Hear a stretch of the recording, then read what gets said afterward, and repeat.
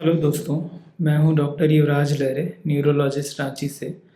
और जैसा कि आप लोगों ने पिछले वीडियो में देखा होगा, अभी हम लोग एपिलेप्सी जिसको मिर्गी बोलते हैं उसके बारे में हम लोग देख रहे हैं और समझ रहे हैं।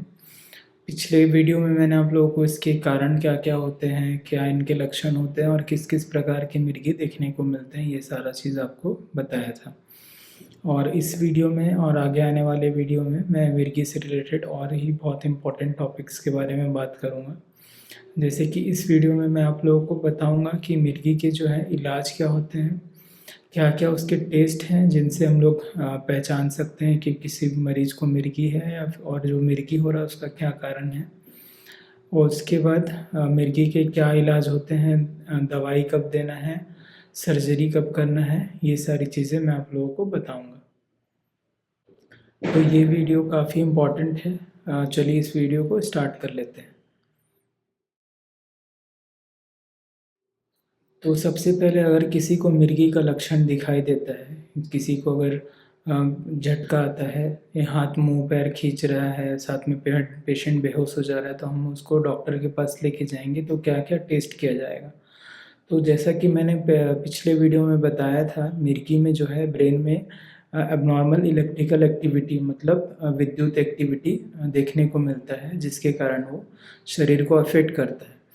तो ये जो इलेक्ट्रिकल एक्टिविटी होता है उसको हम लोग रीडिंग करने के लिए ईईजी टेस्ट करते हैं। ईईजी टेस्ट में जो है ब्रेन में क्लिप्स लगाकर उसको हम लोग कंप्यूटर में लेकर जाते हैं और कंप्यूटर में उस एक्टिविटी को हम लोग एनालाइज करते हैं।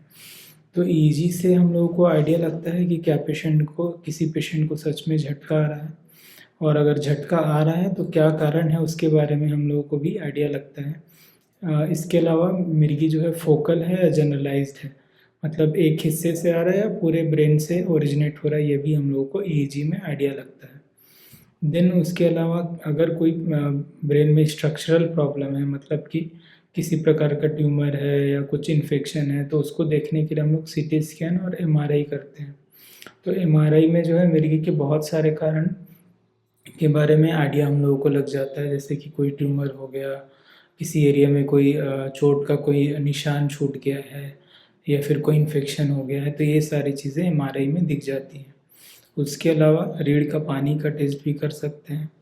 देन अगर किसी पेशेंट का मिर्गी का सर्जरी का प्लानिंग हो रहा है तो फिर हम लोग आगे के भी टेस्ट, जिसको पेट स्कैन या फिर स्पेक्ट स्कैन जो बोलते हैं, वो सारे टेस्ट भी करते हैं। तो ये हुआ दोस्तों मिर्गी का बेसिक टेस्ट। अगर किसी पेशेंट को मिर्गी का लक्षण दिखाई देता है तो क्या टेस्ट किया जाएगा। उसके बाद आते हैं इलाज पे। तो अगर किसी पेशेंट को मिर्गी का झटका आ रहा है तो सबसे पहले हम लोग उनको दवाई से स्टार्ट करते हैं। तो देखा जाता है कि पेशेंट ओपीडी में आया है या इमरजेंसी में आया है।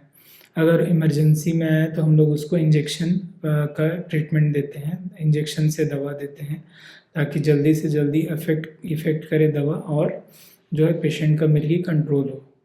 अगर पेशेंट ओपीडी में आया तो हम लोग टैबलेट से दवा शुरू करते हैं। तो सबसे पहले एक दवाई शुरू किया जाता है, अगर मिर्गी कंट्रोल ना हो तो फिर और दवाई ऐड किया जाता है। और जो है दोस्तों, अगर दवा पे कंट्रोल हो गया तो फिर उसी दवा पे जो है मिर्गी को कंट्रोल करके उसी दवा पे मेंटेन किया जाता है। तो मिर्गी के बहुत सारे दवाई आजकल मार्केट में उपलब्ध हैं, जैसे कि फेनेटोइन हो गया, लेवेट्रासिटाम हो गया, कार्बामाजेपिन हो गया, वॉल्प्रोइक एसिड हो गया, देन लैमोट्रिजिन हो गया, लाइकोसामाइड हो गया। ये सारे बहुत सारे टैबलेट जो है मार्केट में उपलब्ध हैं। तो ये था दोस्तों मिर्गी का इलाज। और उसके अलावा जो है मिर्गी को कंट्रोल करने के अलावा जो है मिर्गी किस कारण से हो रहा है वो भी समझना और उसका भी इलाज करना बहुत ज़रूरी है।